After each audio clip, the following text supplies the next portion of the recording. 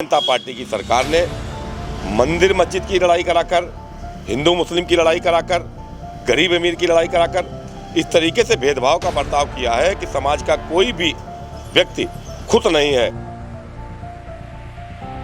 जिसमें समाज के अच्छे लोग हमारे साथ में हैं, गरीब लोग हमारे साथ हैं, दलित हमारे साथ, शोषित हमारे साथ, लेकिन एक बड़ा तबका जो राजनीति में ऊंचे ऊंचे पदों पर जो प्रधान हैं, क्षेत्र पंचायत सदस्य हैं, जिला पंचायत के सदस्य हैं, जो ठेकेदार हैं, जो लंबरदार हैं, लंबे कुर्ते वाले लोग हैं, वो हमारा विरोध करेंगे और समाज के अच्छे लोग हमारी मदद करने के लिए आगे आएंगे। इस समय आप समाजपुर विधानसभा से चुनाव लड़ रहे हैं, क्या स्थिति लग रही है?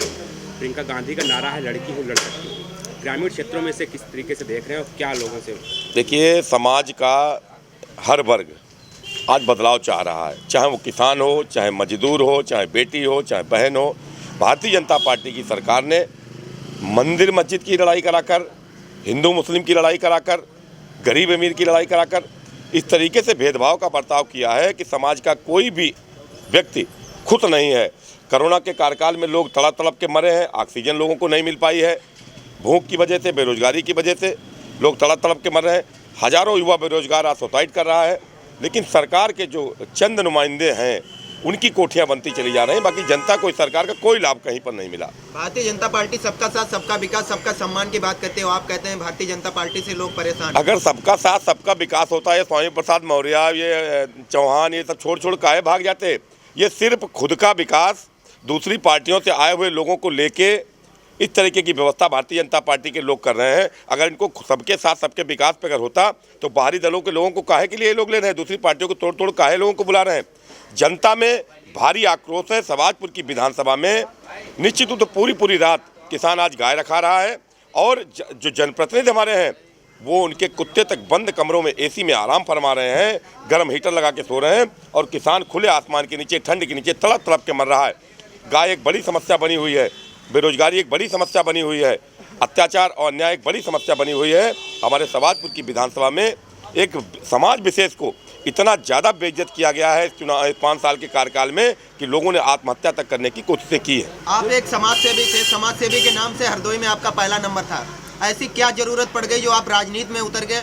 और देखिए, केवल समाज सेवा करने से हम भला नहीं कर सकते। जब हम अस्पताल पहुँचने किसी को 2 यूनिट ब्लड अगर हमें दिलाना पड़ता है तो सीएमओ का पूछता कि आपके पास पद क्या है। हम तहसील में किसी की अगर कॉलोनी के लिए जाते हैं, किसी की पेंशन के लिए जाते हैं, किसी के आवास के लिए जाते हैं तो एसडीएम का पहला क्वेश्चन होता है कि आपके पास पद क्या है। समाज सेवा करने के लिए हम लोगों को कम्बल उड़ा सकते हैं, लोगों की दवाई का पैसा दे सकते हैं, लोगों की टीन डलवा सकते हैं, नल लगवा सकते हैं, लेकिन व्यवस्था परिवर्तन के लिए सिर्फ राजनीति ही एक माध्यम है, सहारा है। और आज एक चुनौती भरा ये जो हमारा इस समय चल रहा है, चुनौती भरा समय हमारा है, जिसमें समाज के अच्छे लोग हमारे साथ में हैं, गरीब लोग हमारे साथ हैं, दलित हमारे साथ, शोषित हमारे साथ, लेकिन एक बड़ा तबका जो राजनीति में ऊंचे ऊंचे पदों पर जो प्रधान हैं, क्षेत्र पंचायत सदस्य हैं, जिला पंचायत के सदस्य हैं, जो ठेकेदार हैं, जो लंबरदार हैं, लंबे कुर्ते वाले लोग हैं, वो हमारा विरोध करेंगे और समाज के अच्छे लोग हमारी मदद करने के लिए आगे आएंगे। समाजपुर की जनता वहाँ के मौजूदा विधायक को पुल वाले विधायक जी के नाम से पुकारती है। हाँ, पुल के लिए तो आपको पता है कि सत्ता पक्ष के माननीय जनप्रतिनिधि कितने मुकदमे हमारे ऊपर लगाए।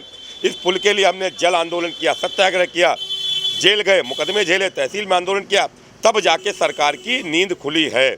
और ये चुनावी स्टंट की वजह से इसको प्रोपेगेंडा करके, चूँकि अगर पुल उसी समय बनवा दिए होते तो इसका लाभ मिलता।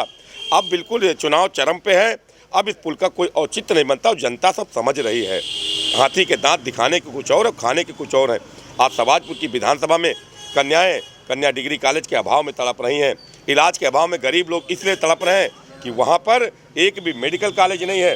बारात गरीब बेटियों की होती है तो एक भी बारात घर नहीं है, एक भी स्टेडियम नहीं है, एक भी मंडी नहीं है, एक भी गौशाला नहीं है। समाजपुर की विधानसभा क्षेत्र इतना पिछड़ा है कि जिसका आपको हम शब्दों में बयान नहीं कर सकते हैं। नेहा राठौर ने एक सोशल मीडिया पे वीडियो डाला, यूपी में काफ़ी ज़्यादा ट्रेड कर रहा है, यूपी में क्या हुआ?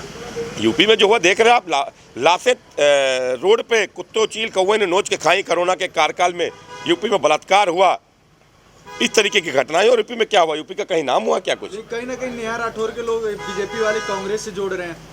देखिए, बीजेपी के लोग किसी को कांग्रेस से जोड़े, सपा से जोड़े, उनका विषय है, लेकिन सामाजिक मुद्दे पे चाहे राठौर जी हमारी बहन उसने लिखा हो, चाहे समाज के अच्छे लोग हों, सामाजिक मुद्दे पे हर व्यक्ति वही खुल के बोल सकता है जिसको सत्ता की ठेकेदारी नहीं चाहिए, सत्ता की कोटेदारी नहीं चाहिए।